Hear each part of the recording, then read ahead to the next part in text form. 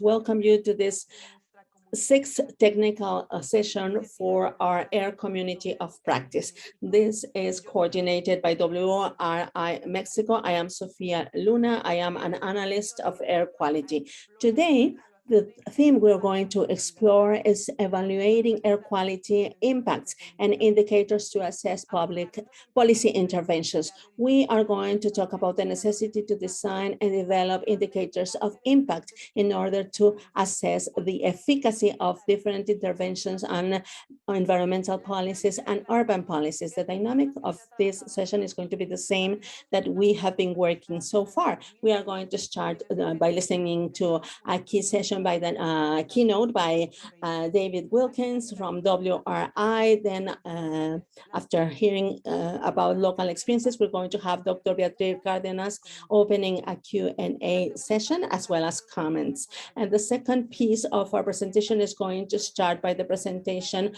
of expert of air quality, Dr. Tania Lopez, also a doctor on environmental health sciences. And then we're going to have Fredy Grajales, who is a leading technician of the Information Center for the Environmental Model in Colombia, who will tell us about his specific region. And then we're going to have Adriana Rodriguez telling us, or she's from the Metropolitan area of Guadalajara, and she will tell us about her specific work in her area. And after this session, then Dr. Beatriz Cárdenas is going once again to open a Q&A session as well as a final reflection. So, okay, so now we are going to start by our first speaker. She is Danielle Wilkings. Danielle, the floor is yours. Okay, great.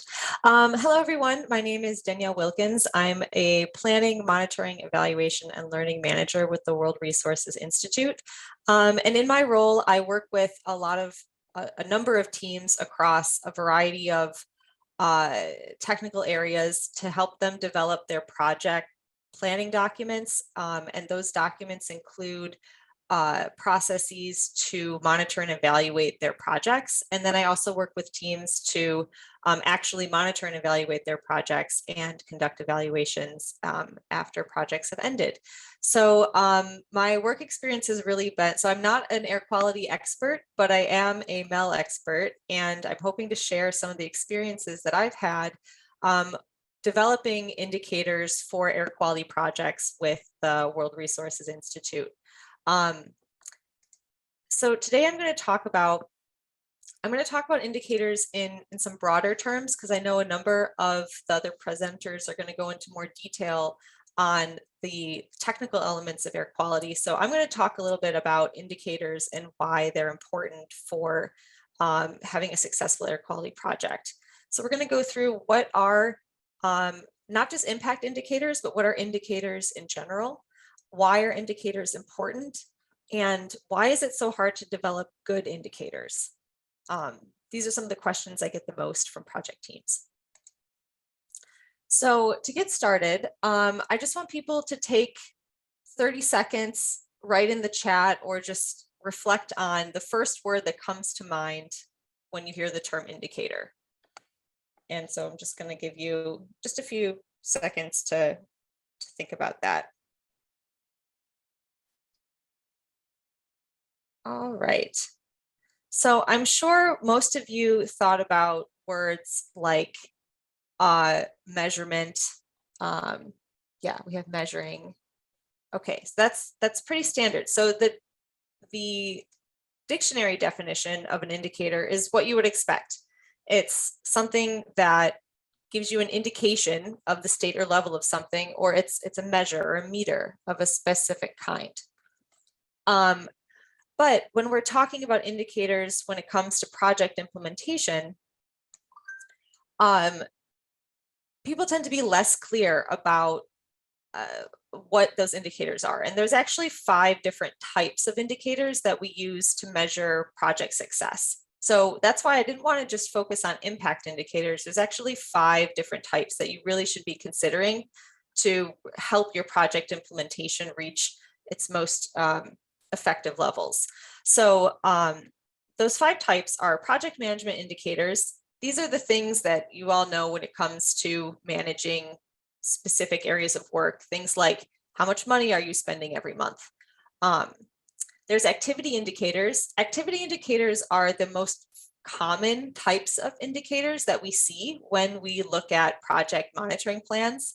There are things like number of people trained, number of reports written. They're really about the project outputs themselves. So the people have the most control over activity indicators. Outcome indicators are generally the most overlooked type of indicator, but they're actually, I would argue, one of the most important indicators to be included in projects if you want to really understand how your project is performing. And so outcome indicators touch on changes in behavior. So the example I put here is an outcome indicator could be the number of city officials that are publicly supporting clean air legislation. You don't fully control whether or not a city official publicly supports something, and it can be kind of hard to track, but this detail, this level of information is really the most important to understand if a change is starting to happen in the world. Impact indicators, that's kind of the star of the show. It measures a change in a state or a flow. So these are these high level things that generally are the reason why you're doing what you're doing. You know, example, are a lot of health indicators tend to be impact indicators. So like, is there a reduction in number of children with asthma? That really high level type of information is what we consider impact indicators. And then context indicators are often overlooked, but are also quite important.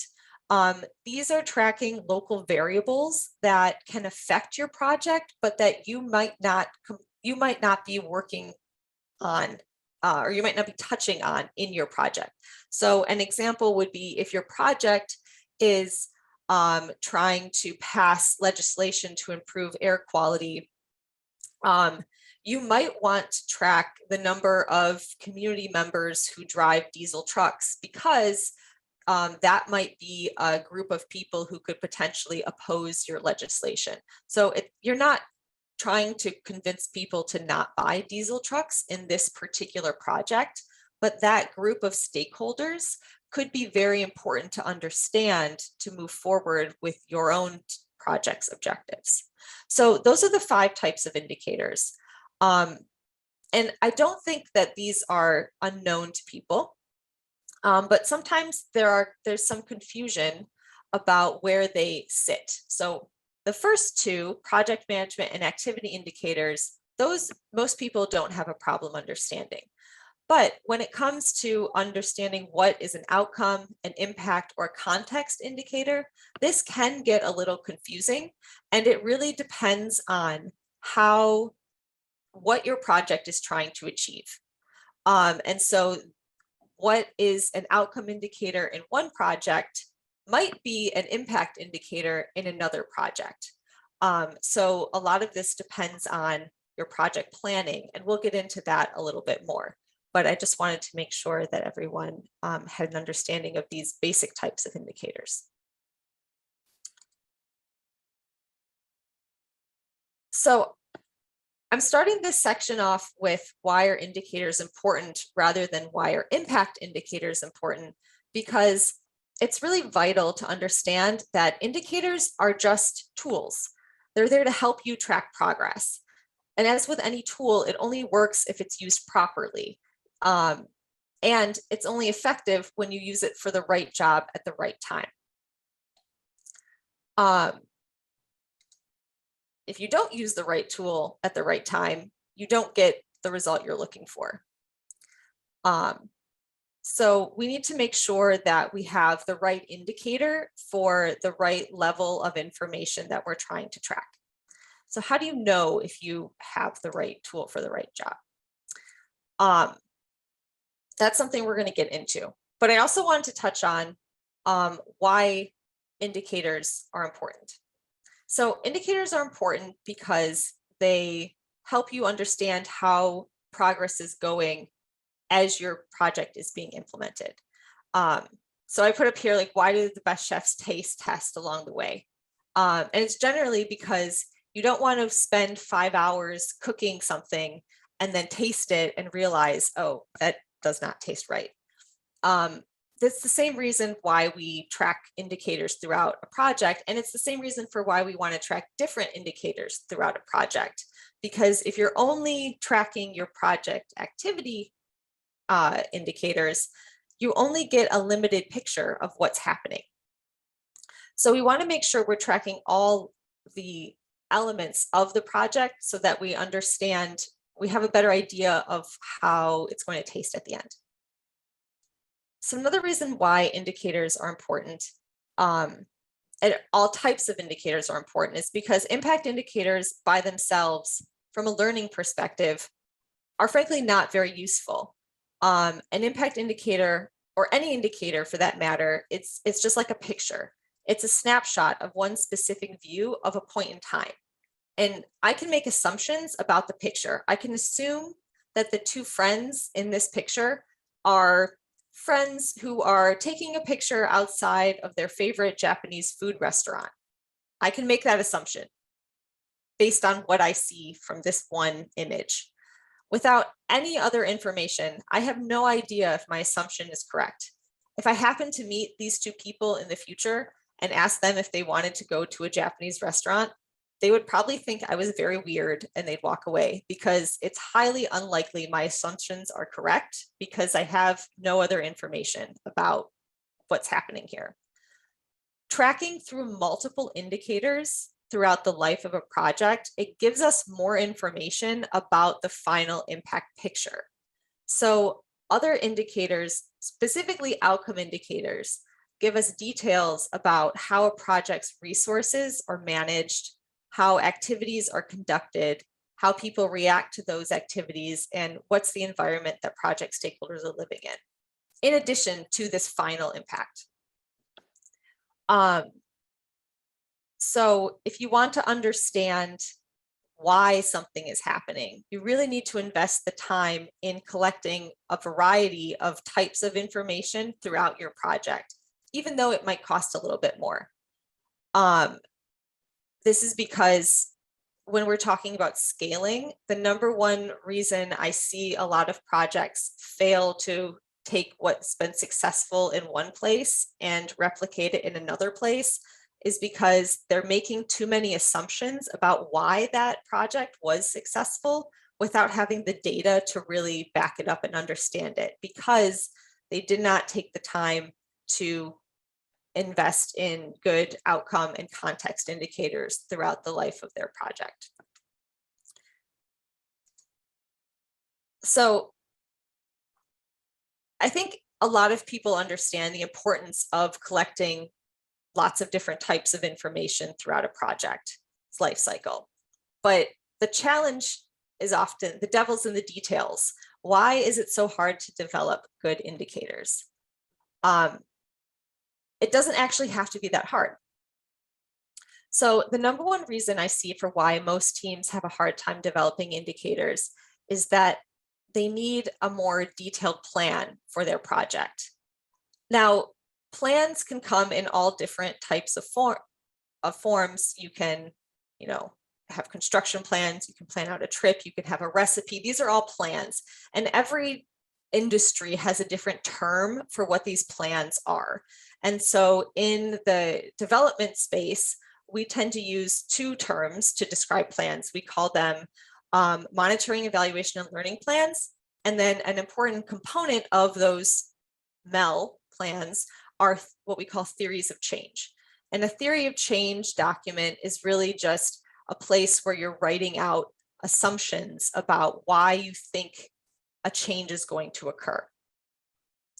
The more information you have about, and as with any plan, by the way, this exists in every industry, as for every plan relies on having detailed information. And the more detailed information you have, the more likely it is that your plan or your theory of change is going to be correct or accurate. It's going to have accurate assumptions. So our goal is to give teams the space to create these detailed plans. Once you have that detailed plan, then you can start to think about how you're actually going to operationalize that change. So once you know in your plan, I need this specific city official to approve a new air quality policy. Once you have that detail written, then you can start to think, okay, what do I need to do to get this specific city official to approve this plan? And you can start to dig into the details of maybe this city official likes to view information in PowerPoint presentations. So then because you have that detailed information, you now know exactly what you need to track. You don't need to track, was I in 20 meetings with this person? You know that's not a useful level of information to gauge success. What you want to gauge is, did this person react positively to my PowerPoint presentation? That's an example of how detailed planning helps you develop very specific indicators to meet the needs of your project. I want to briefly touch on indicator data, because this is a question we get a lot. If you have, like I just mentioned, if you have a targeted plan, it's easier to develop specific indicators that align well with data sources that are available to your project. That's only true. It could happen though that you might get unlucky and you might identify a great indicator, but you don't have a data source that's readily available to help you track that indicator. If that's true, having a detailed plan actually helps you do two things that can help you work around the lack of data for that specific indicator.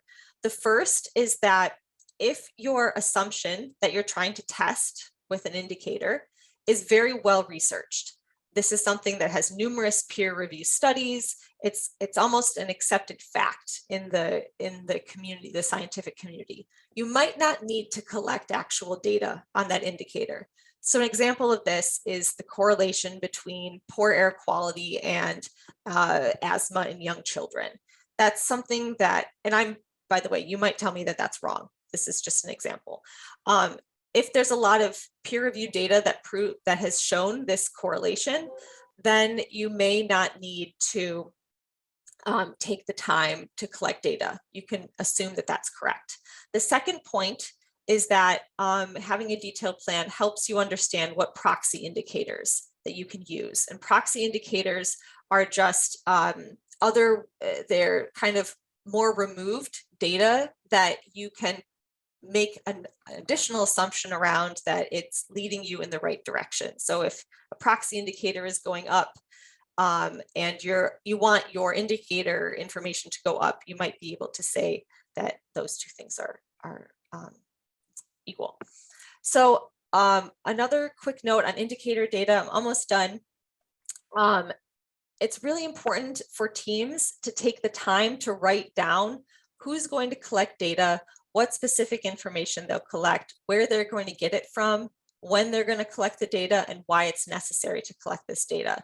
I'm talking about this now because a big problem we find in projects when it comes to indicator information is that people have different ideas of what an indicator is. And so if you write this stuff down, it helps people to have a shared understanding, and that helps you to have conversations to lead you to know whether or not the information you're collecting is correct. Three quick points about why I find it's hard to develop good project plans. Donor incentives often favor activity level planning. Donors often tie funding to specific deliverables, and people like to tie funding to things they can control, and things they can control tend to be activity level indicators. So donor incentives often make it hard to do detailed planning. The biggest reason though is often teams don't have the time or resources for initial plans. And then the third thing is that people might make a plan at the beginning, but they don't update it over time, so it doesn't stay true for the life cycle of the project. So my quick tips to round out my remarks here are that you can help overcome some of these challenges with planning by offering teams different incentives that help them prioritize setting targets for behavior change. You can ideally give teams time and space to plan, but if that's not possible, there are some specific questions that you can ask teams to think about in detail. And then finally, it's really important to, if you do have a plan, to make time to review it either annually or biannually, so that it's being updated and you can constantly be making sure, checking that your data that you're collecting, your indicators, is truly helping you understand the changes that you're trying to see. So thank you everyone for your time. Thank you, Danielle. So I was wondering, based on all the experience you have, Danielle, you have worked with a lot of teams and different projects. You already gave us some tips. And you mentioned also the issue of time, that people is overwhelmed, people is overloaded. So how, I mean, if you will just come back to your tips, how to make the time and where to stop, because that's important. You also mentioned about if you have time for a detailed plan, that will give you a lot. Sometimes you just have to run. And particularly our colleagues from the cities, from the authorities, local and state authorities, they are totally overloaded. And they also want good indicators. So could you give us some ideas of how to make the space, and maybe what will be the questions that you will think about local authorities, about the indicators, because they're also thinking about impact indicators.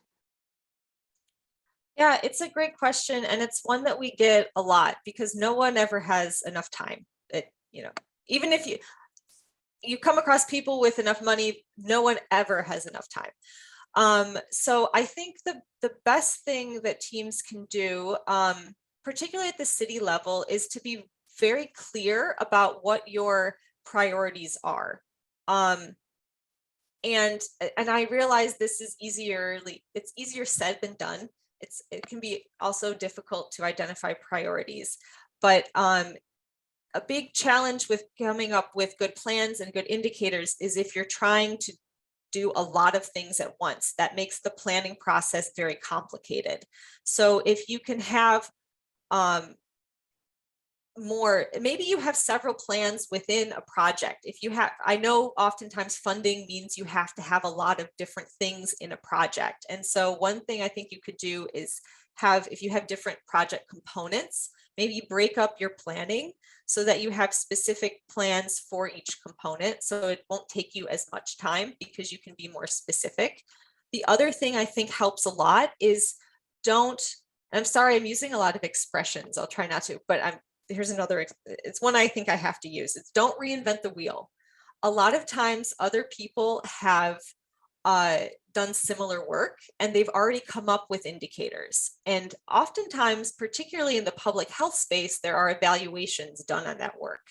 So I would really recommend using some of your limited time to do a quick review of either a literature review, because a lot of, particularly in the public health space, people have published this. So I think doing a quick lit review will guide you towards projects that might have indicators that you can just use. So you don't have to come up with everything from scratch. Those are my two biggest tips. But when all else fails, if you have no time at all, I would focus on the behavior change that you're trying to see. Because oftentimes you know what the impact is, you know what your activity is. If you can even identify one or two key behavior changes, spend your time thinking about how can I make these one or two behavior changes happen, and I think that will lead you to a good result as well. One of the things that you mentioned, and I think that's resonate a lot, is when thinking about being in the local authorities of national or even national, you have two indicators that you use a lot: the activity that is important, then the impact. But you mentioned also the important thing of the context that we sometimes forget, that there are so many things out of our control. Would you expand a little bit of the context and maybe give us some examples? Because that also sometimes makes us feeling that we are failing, and it's not because of the project was bad, it's not the planning, we did okay with the activities, but still didn't consider the context indicator. So could you elaborate a little bit more? I mean, thinking again on the local authorities. Yeah, so context, first off, I want to say, not every indicator has to be quantitative. You don't have to just count numbers of things. Particularly when it comes to context indicators, we often use qualitative measures. So it can be something as simple as someone writing down once a week what they think of is happening in the city, you know, just to have a record of daily life almost. And so context indicators can vary. In my presentation, I used an example that was more quantitative, but it can be things like, you know, what are government officials in another department thinking about something? And that can just be something, like I said, you write down just a little note every week or two, what's happening. And the reason that that's important is because, exactly as you were saying, Beatrice, it lets you understand how the environment around you is operating. And this is important because you might need to shift your strategy based on how things are changing. So a context indicator that a lot of projects across all sectors track are around politics. Who is in power, who controls a government, and that can, because that has so much impact on their own work. So if there's a new election and another party comes into power and they have different goals, you might need to change the approach of your own project. And so context indicators are really just about giving you a time to check in and understand if your strategy is still appropriate for the world that you're living in today. I don't know if that kind of answers your question. Yeah, that's a great example, and I guess you also touched the issue that comes to review your plan. I mean, don't forget about the indicators, and that happens sometimes if you have the luxury of thinking a lot in the beginning, then you get into the wheel of doing so many things, activity, and then you have to stop once in a while and check. Definitely the context indicators that will help you to identify, is this right? Should we do it differently? And also that comes to the theory of change. Can you also elaborate a little bit more? That's also something I can tell you that's sometimes it's a new concept for many of us.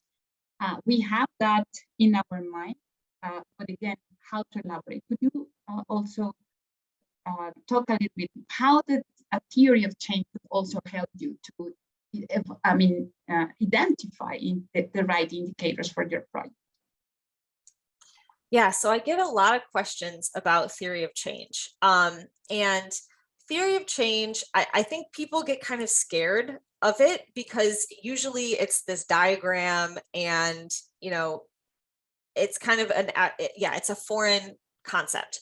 But a theory of change, really, all it is writing out the reasons why. It's literally what the name says. It's your theory of why a change will happen. And it's just putting down on paper, exactly as you said, Beatrice, it's putting down everything that's in your head about why a change will happen. And the reason that helps you develop good indicators is because oftentimes when you're writing that down, what you're really doing are writing out assumptions. You're writing out assumptions of why something's going to happen. And when we track data, when we would develop indicators, what you're doing is you're essentially conducting an experiment. This is experimental design in the academic world. You're trying to test whether or not your assumption is correct.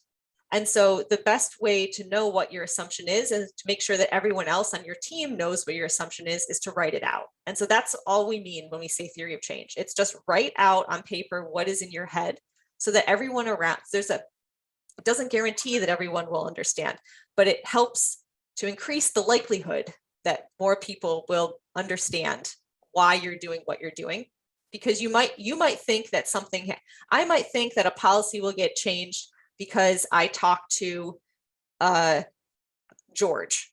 But then my teammate might think that, no, you really need to talk to Rebecca for that to happen. So we need to make sure that we align.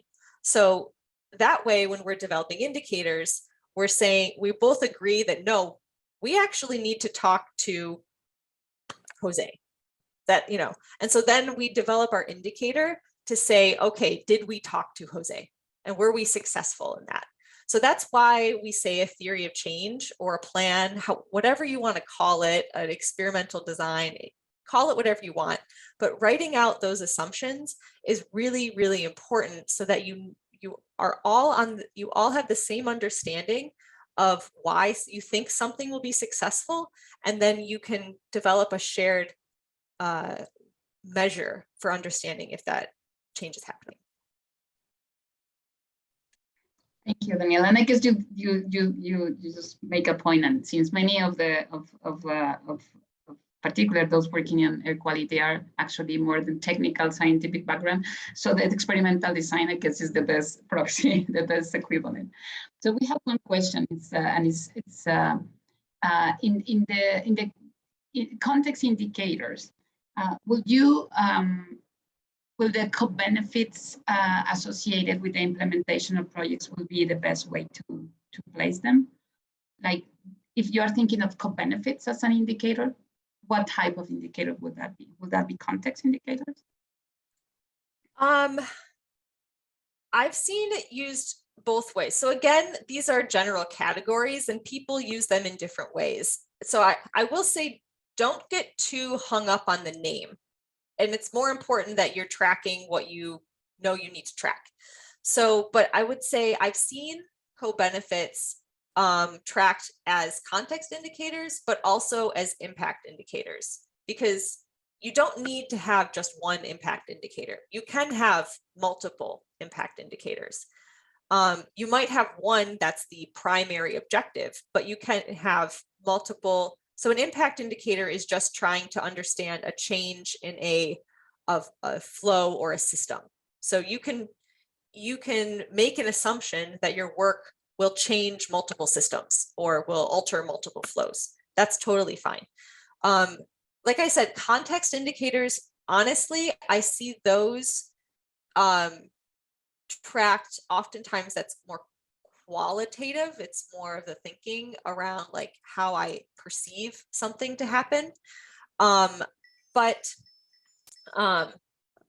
it can be both. I would probably say though, co-benefits tend to be impact indicators. So I was thinking like the context would be if suddenly what is happening in terms of air quality, suddenly climate change projects are now considering co-benefits. That's part of the context, right? That there's an opportunity to have that, but then you have to have an indicator that is relatively of impact in this case. Yeah, so I will say co-benefits that are more quantitative tend to be tracked at the impact level. Whereas kind of what you were describing, like an opportunity that arises tends to be more of a context. So things that have to do with like how people are going about their daily lives, or like an opportunity that arises from dealing with people, that tends to be context. It could also be an outcome. So this is where it gets fuzzy. But when you're saying like,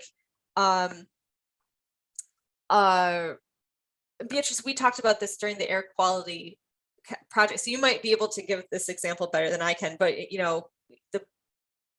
we were talking about PM 2.5 and black carbon, and how they could both be impacts that you're looking to reduce. So that's an example of a more quantitative thing. So if you wanted to expand on that example a little bit, I don't frankly remember all the technical details, but that's the idea. Yeah. But that's a great example, and that's something that you will see in the next presentations. That finding sometimes you have the data, and then you want to build an indicator. or you have an indicator, you have to find out what the data is. So thinking of the PM 2.5 data concentrations of ambient concentration, then you can build an impact indicator, but you can also maybe use it as a context. So yeah, but in this case, it was more as an impact indicator. By knowing the level of PM 2.5, that you can elaborate an exposure and therefore health. So yeah, and I guess something that you mentioned is that we don't stick to the categories. And I will think that maybe during the process of your project, you can stop and say, is it possible to change the category of an indicator that you originally thought that it was an impact and is more now an outcome? Is that possible? That is definitely possible. What we don't encourage is changing the actual indicator mid-project, because you don't want to change you want, again, like a research, like a experiment, you don't want to change the data you're collecting mid-experiment. But what you can do is say, like, hey, my hypothesis was kind of wrong. This is actually an interim step to achieving something. And so I need to think a little bit more about where this fits. So that is definitely possible and encouraged. Your plans, so the indicators should stay the same, but your plans and how you think about things should always be living documents that you're constantly questioning and reevaluating. Thank you, Danielle and Dr. Betty, for this exchange of questions and answers. Now we have Tania Lopez, who is Doctor of Science and Environment Health, and she will tell us about the development of indicators for urban intervention projects, and she will tell us about what's happening in Bogota, as well as the metropolitan area of Guadalajara. Thank you, everybody, for your invitation. It is a pleasure for me to be once again with this community of practice. And as Ceci said earlier, I'm going to speak a little about the general context of indicators. In this case, I'm going to be specifically talking about public projects, and I'm going to elaborate specifically on Bogota and metropolitan area of Guadalajara that we are currently developing. Okay, so as I said earlier, we are going to go through very quickly through some general concepts about indicators, about what these are, specifically when referring to these public projects, public services projects, and then I will elaborate on the Barrios Vitales project in Bogota, Colombia, how we conceptualized impact indicators for quality air, and also how all this process was taken or was conducted interinstitutionally, and it was very enriching for everybody. And then I'm going to give you a brief description of what we are currently doing at the Guadalajara metropolitan area in Mexico for the IMEPLAN Periférico. So in order to have the theoretical basis and to prove that we are talking about the same, indicators are tools, as we heard Danielle saying, that are used in programs for public policies, for the tracking, and then we will see later on what are the different scopes of these different indicators. Danielle has already spoken about this. These indicators are going to use variables, either quantitative or qualitative, and they are going to measure objective achievement of different programs and policies. So this is what indicators will allow us to do. As it is, for example, for public policies, what are the benefits? What are the benefits of relying on such indicators? If we have a program, project, or policy that turns successful, we can give continuity in time because we have justified it is successful. But we can also make adjustments on activities or also on the scope, or we can also know exactly what audiences these are directed to through the tracking of indicators.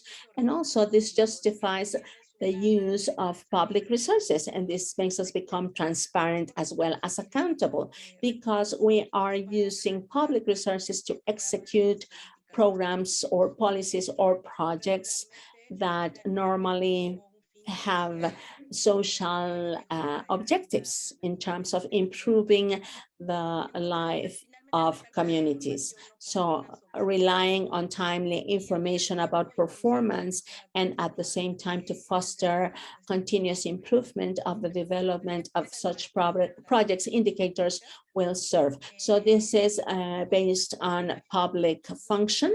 And I imagine many of you already use these types of indicators, or you are requested to use these types of indicators when you are implementing or when you are planning a project. So this is precisely when we recommend that this is from the planning stage. From the moment you start planning and have a public policies, you start designing these types of indicators.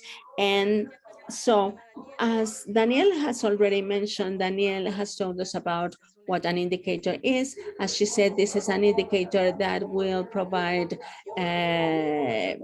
tracking information as, for example, measurements. You said it would measure activities, results, as it is for the social activities. If we're talking, for example, about public management, and this has to be aligned with objectives and scope of the project or public policy that we are tracking. And there has to be a relationship between between two or more variables. And I have to say that these recommendations come from Coneval, which is the Mexican Council for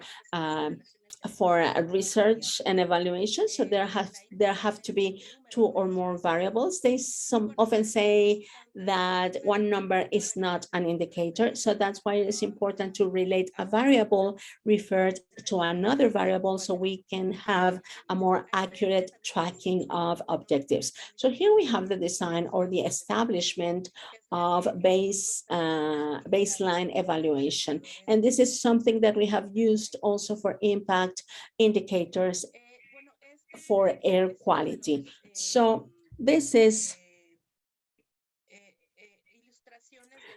one of the illustrations that allows us to know about indicator performance. Danielle has also told us that there are different types of indicators. We have process indicators, product indicators, we have direct indicators, and executives of a project, they want this direct information. And also we have outcome indicators where we have direct influence. Therefore, we are able to prove if solving a problem specifically was successful or not. And this is according to that objective that has been specified. Now, according to impact indicators that we have also called performance indicators, we mean that this relates to effect, and it is indirect influence. So by this, we mean that outcome of a project. By these indicators, we can identify if it is effect, impact, development. We can know what's the social and economic development that these projects have contributed to. This would be the final goal of, or the ultimate goal of any of these projects. Some projects are born already with their impact indicators. Some other projects have no impact indicators from the beginning. And we have talked about the co-benefits, and I coincide. Co-benefits are indicators of impact. So this is the general context that I wanted to refer to when talking specifically about indicators in regards to public function. Now, specifically talking about Bogota project, which is called Barrios Vitales, WRI got into this project from a need of designing impact indicators for that specific project called Barrios Vitales. This project, I don't know if this can be heard. I have a short video. I don't know if it can be heard. Can you hear it? No, we cannot hear it. Okay, so I'm going to talk myself about it while it runs. This is a project that fosters active activities, as it would be walking, and it also tries to improve environmental conditions to increase the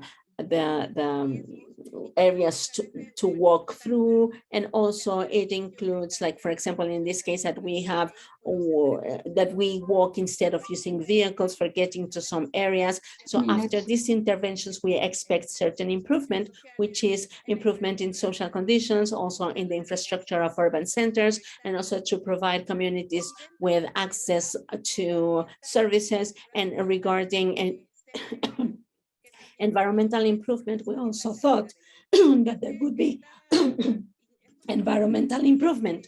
So these indicators were included from the beginning. They were included from the design, from the moment the project was designed, and these were included along with other type of indicators, mobility, for example. So as I said, WRI joined the project in order to work on design and development of these indicators. Now, basically, what we did in terms of air quality impact indicator, we evaluated direct or negative, positive or negative impact about emissions or about about being able to enjoy the streets, or environmental conditions based on this intervention. So very quickly, because I think I'm almost finished, my time is almost out, but what we did in terms of conceptualization of indicators is that we tried to distinguish between the different temporary dimensions and space dimensions, because this project started by a pilot project in San Felipe area. So then we thought that we had this micro dimension for this specific neighborhood, which is barrio in Spanish, and then we expected results from a year, but also we had a total project that would include where we would implement almost at every city the project of barrio hospitales, or viral neighborhoods, where we would expect significant change in terms of air quality. I have to say that at a micro level, it was this was the most promising indicator, because since the district Ministry of the Environment, they compared this by using microsensors, it turned out to be that this was the most promising to develop and evaluate the indicator. I will move faster because I'm almost out of time. So there were 3 indicators proposed, one that had to do with emission reduction, another with personal exposure in neighborhoods, and an improvement of metropolitan area of Guadalajara, improvement of air quality at a city level. The most promising was indicator 2, related to the exposure to air pollutants that affect health. And it is important to say that there was a previous format to fill out all this information. It was very good for us to know about the indicators. This is something I'm showing very briefly, and this is that in terms of air quality, and WRI contributed with adding data that was important to evaluate development and indicators, and it was very important in terms of indicators. So then we had a very, very enriching process where everybody was engaged with WRI and the Environment Ministry, Mobility Ministry, and NACTO, which is an NGO that fosters active mobilization. And several meetings were held in order to review information of the project. We really got to know the detailed information, and we knew how this would impact air quality or exposure to pollutants. And there were proposals of indicators. Their reaction to these proposals or propositions were reviewed inside the group. And this is my last.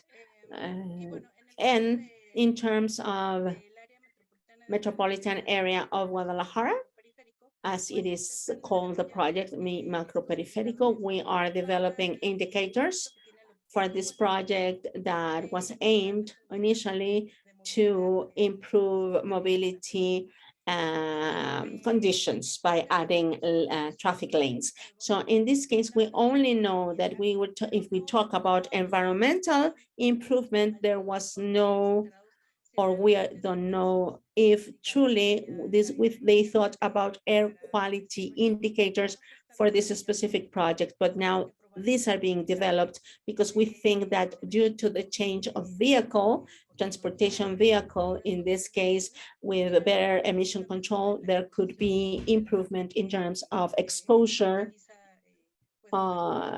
specifically with the people using this new way of transportation, as well as other transportation systems they have in Guadalajara. This is it. Thank you very much. Thank you, Tania, so much. And now we're going to have Fredy Grajales. Fredy Grajales, who works as technical specialist at the Environmental Modeling Information Center in Bogota. He will elaborate specifically about Barrios Vitales project. Thank you, Fredy, for being here with us today. I'm going to make a presentation about development and evaluation of indicators for urban intervention project evaluation. So I want to say that, especially for those who know about this project, we are implementing collaboration actions as well as participation, and we have been implementing this process for almost a year and a half already, and we are still under the process of doing this. We are now working on indicators, the way we want to evaluate impact, the impact that we get to see on the city, or the impact specifically regarding evaluation of some of the projects that we have included with intervention. So in terms of the location, as Tania was saying, in this case, this is San Felipe neighborhood, and the technical context indicator, and this is what I want to talk about. It is exposure to the environment and also outcome indicators. In this case, that we care about intervention outcome mostly. San Felipe is a neighborhood located by the north area of Bogota. This is a middle range income area. This is social characteristics. It's not depressed neighborhood. It is like middle class and even upper classes. So we have worked, as Tania have told us, with some interventions by infrastructure, and these changes have been modal, but also there's been also access to infrastructure changes. So this is from the mobility ministry. We get to see Super Manzanas model, which is like the blocks. It considers the city by blocks, and then it has thought about, they have thought about proximity. So in this case, this is the core of the neighborhood. And in this case, having proximity, the idea would be to have the last miles that are enabled for mobility. So I think this is widely known, and this is the context of the project called Barrios Vitales, or vital neighborhoods. This is the map of the area. Over here we have a park, and this other street in this project now has turned only for walking or pedestrians. And in this case, we have also bus routes, and also in this case, some people could use this with private vehicles, but there have been changes because now pedestrians can use these areas instead of vehicles. And by this corner, we have microsensors that we are going to set, and then therefore we're going to know about the impact. This is set on a pole, and you get to see microsensors set on poles, and you can see in the small enclosure. And this case, this is Porcor brand, and we started working in this area measuring double measurements. And then we left one device, only one microsensor. This is what we currently have. And over here, we have an overview, and you get to see how from the inside, this is San Felipe restaurant, a cultural area, a cultural venue. And then there's the park behind. And on this slide, we get to see what this intervention is about. On the right, we see the park that is called Lara, and this is where all the intervention processes were made around. So what have we found? First, we need to talk about the environmental exposure level indicator.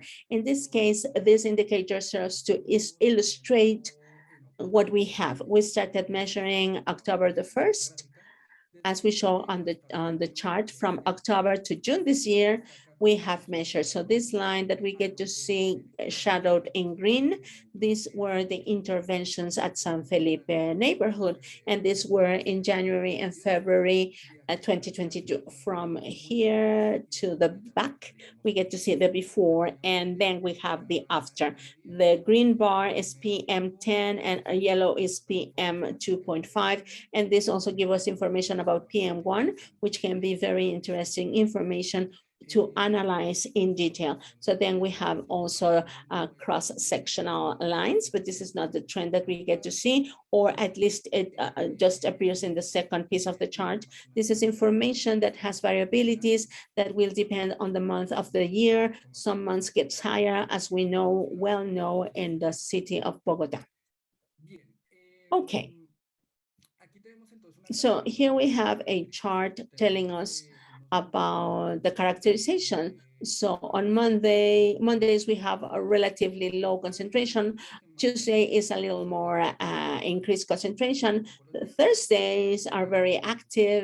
The neighborhood is very active, as well as Friday. Saturdays and Sundays, once again, concentration of pollutants comes down once again. And this is a daily cycle. We have peaks around 10 a.m.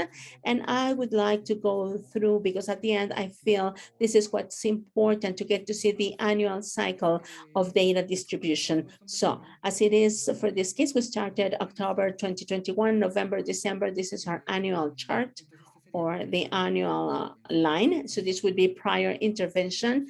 And then we're going to have a graph to tell us about the before and the after. And then we have January, February, March, and then we have April, May, and June, but we still need August and September, July, August, and September. So at the beginning, the proposition was to set a difference between before and after. But due to this variability of data during the year in terms of regional transportation and behavior, atmospheric behavior in the area, we found that having a difference between the before and the after was not feasible, due to the changes that occur naturally due to seasonal factors, in terms of also transportation differences and the local transportation differences in different times of the years. So therefore we were not able to have a before and an after to really know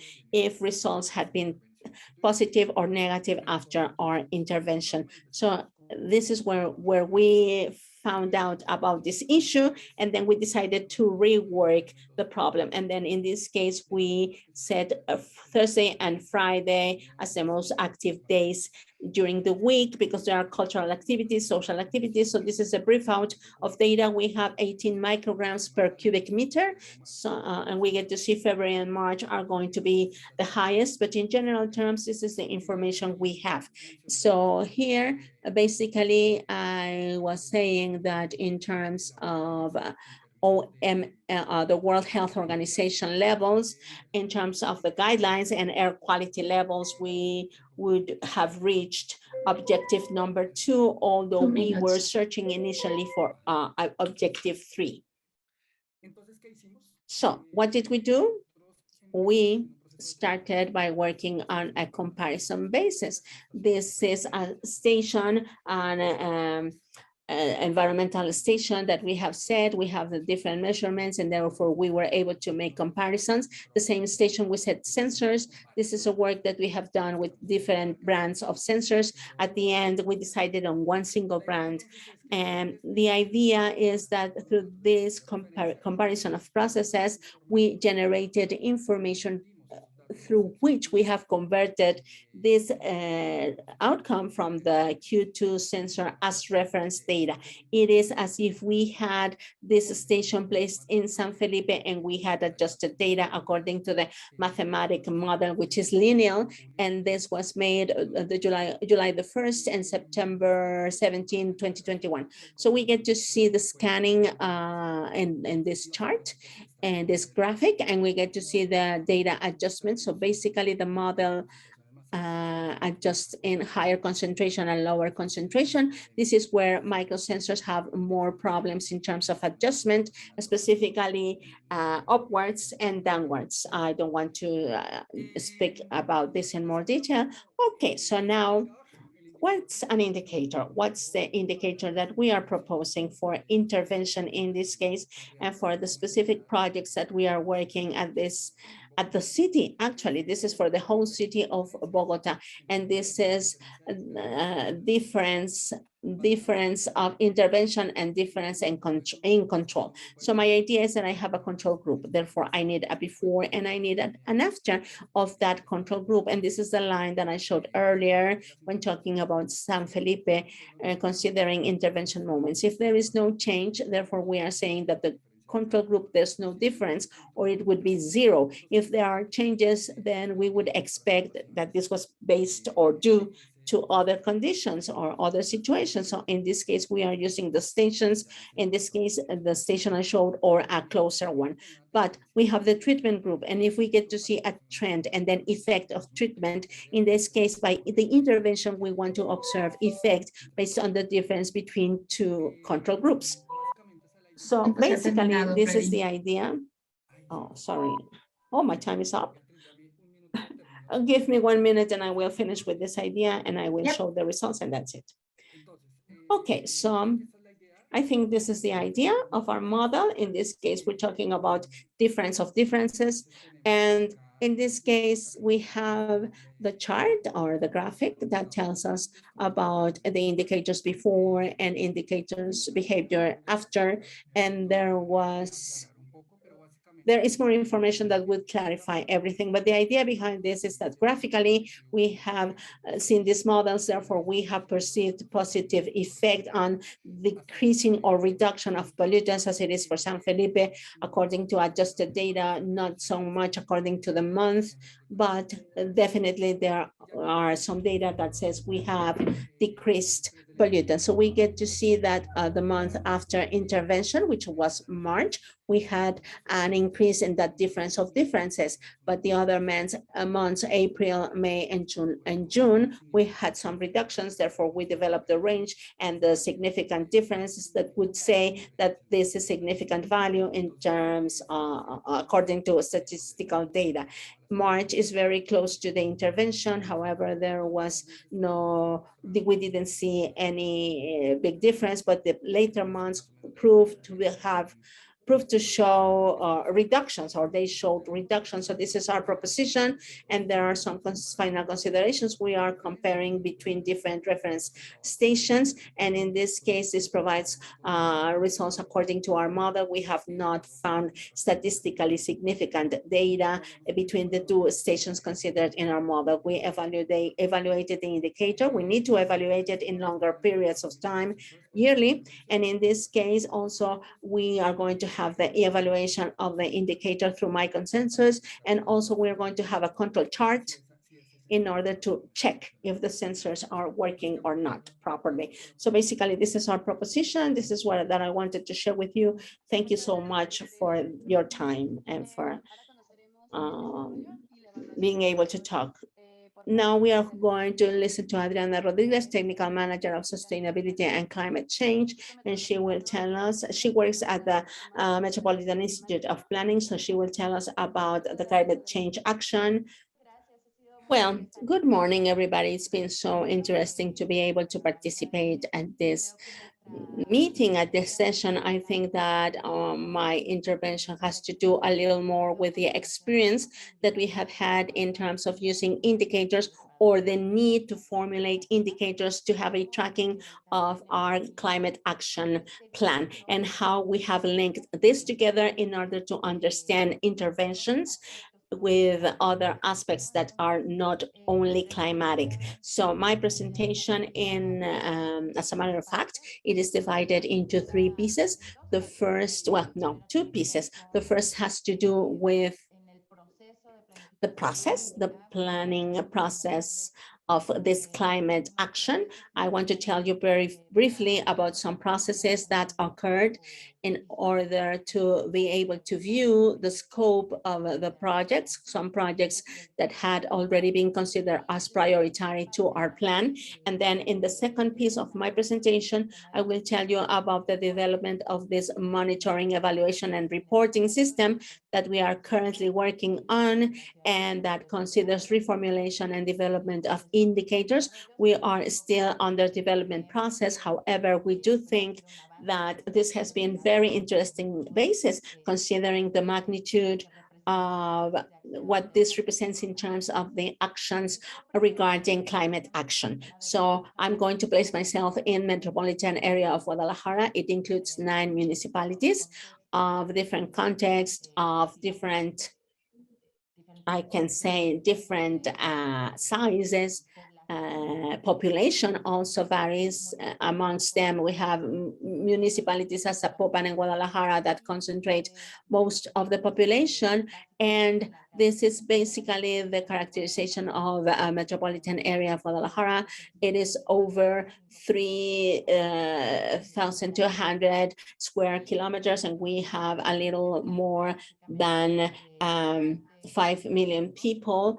And so in this case, we have this technical separation for the governance and decision-making of metropolitan interest for the whole metropolitan area. We are the second largest city in Mexico. And as I said earlier, we have diversity. Each municipality is so different, and with all the challenges in terms of coordinating the different municipalities governments. So I have to say that we started with this planning process for the climate planification, climate planning, when Guadalajara as a whole metropolitan area committed to rely on a plan by the end of 2020 that was aligned to the Paris Agreement.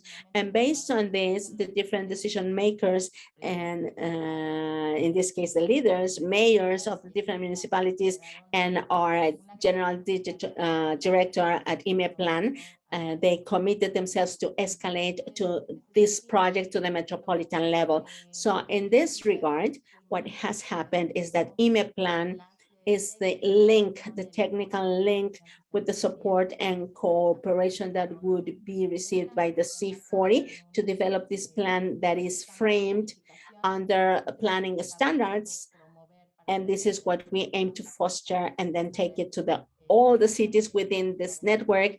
And we know this is around 96 cities. So therefore, this is going to be replicated later on. So from 2014, this plan was approved.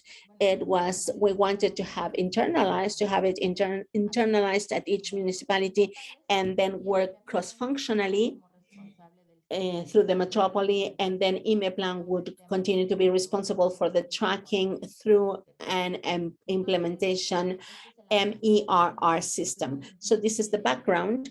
Our plan has turned public since then. We have also had support.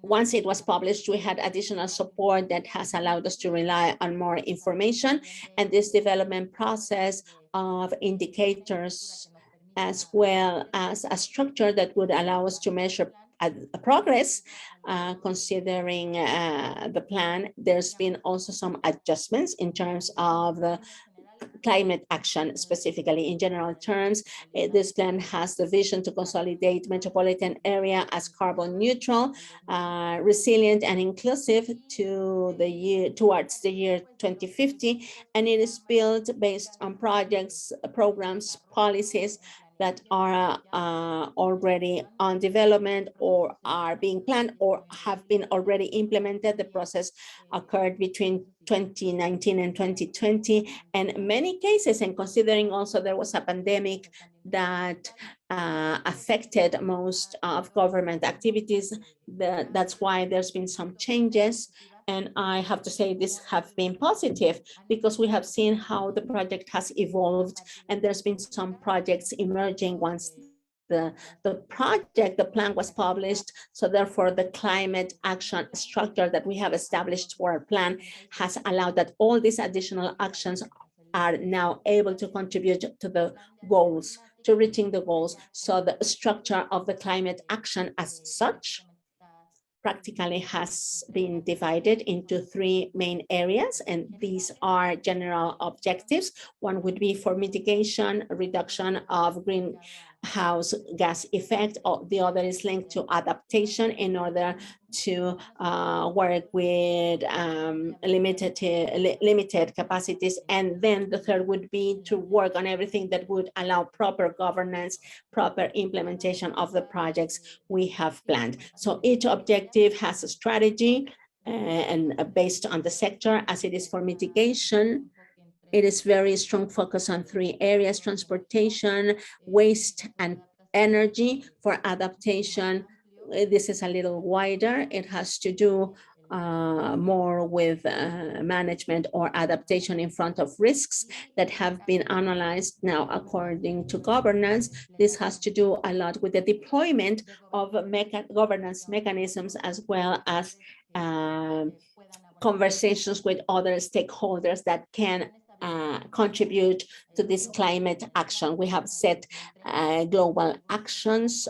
goals to the year 2030, more quantitative than compared to other cases. So at the beginning, after having identified all the efforts being made by the different stakeholders, and as we saw previously, this is gathering efforts and activities that come from different government levels. Mostly we have the state government and the municipality government. So that's how we were able to identify more than 100 actions that were contributing already to the different goals. And once we have run a process of review, once again, in order to see how we are going to do the tracking and measure such actions, we have decided one more level.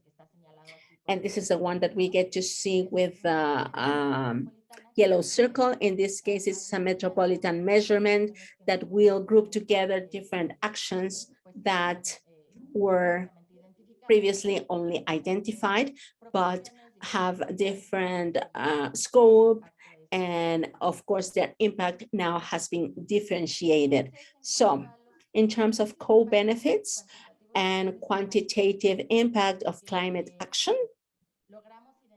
that we have achieved to identify, or that we have received support for in terms of planning, through some tools that are already available for our city, for this city. And based on the technical support, there's been an analysis of co-benefits for two specific projects. In this case, and I'm not going to elaborate on this, we analyzed Mi Macro Periférico project and the increase or everything related to active mobility infrastructure, specifically for bikers. And we consider, of course, the scheme and everything related to shared bicycle program. And through the tool, and thanks to the technical support, this is something that IMEPLAN executed, but rather we received the report, and therefore we prepared the technical report for decision makers, and it was determined as a result, as an outcome of such analysis, some impacts on three areas: environmental, health, and economic. And in this regard, I would like to remark that as an assumption, because this was preliminary to the implementation of the bicycle paths, that we had an increase from 162 to 237 kilometers of these cycloways or cyclo lanes. We were able to identify a reduction of 21 kilograms of emissions per year of PM10. So we can say that something similar was done through Periférico, but in this case, the tool has been generic for VRT. So therefore, it